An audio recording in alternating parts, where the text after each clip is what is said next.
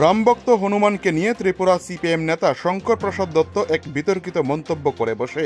এই মন্তব্যকে কেন্দ্র করে গোটা রাজ্যে শাসক দল বিজেপির যুব মোর্চার উদ্যোগে বিক্ষোভ মিছিল শুরু হয়েছে।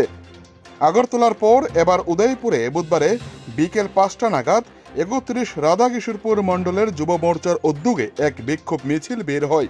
মিছিলটি প্রথমে জামতলা টাউন হলের সামনে থেকে শুরু হয়ে উদয়পুর শহরের বিভিন্ন সড়ক পথ পরিক্রমা করে। এই দিনের মিছিলে যুব মোর্চার কর্মীরা স্লোগানের মাধ্যমে বাম নেতা শঙ্কর প্রসাদ দত্তকে তীব্র আক্রমণ শানিয়েছেন।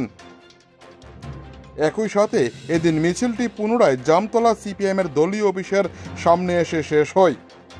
পরে বাম নেতা শঙ্কর প্রসাদ দত্তের একটি কুশপুত্তলিকা পড়িয়ে ক্ষোভের বহিঃপ্রকাশ দেখানো হয়।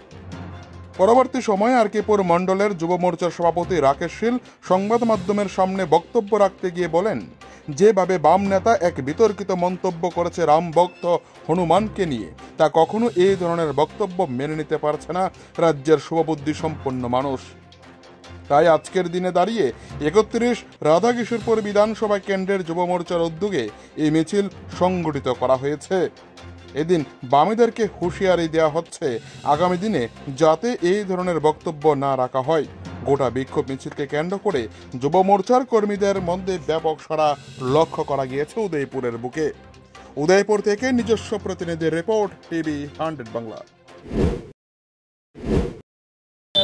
লক্ষ্য করবেন যে গত দুদিন আগে সিপিএমের প্রাক্তন সাংসদ শঙ্কর প্রসাদ দত্ত আমাদের সনাতন ধর্মের আস্থা, আমাদের বজরংবলীর উপর একটি কুরুচিকর মন্তব্য করেছেন, যেটা পুরোপুরি সনাতন ধর্মের আস্থার উপর একটা বিরূপ প্রতিক্রিয়া করে।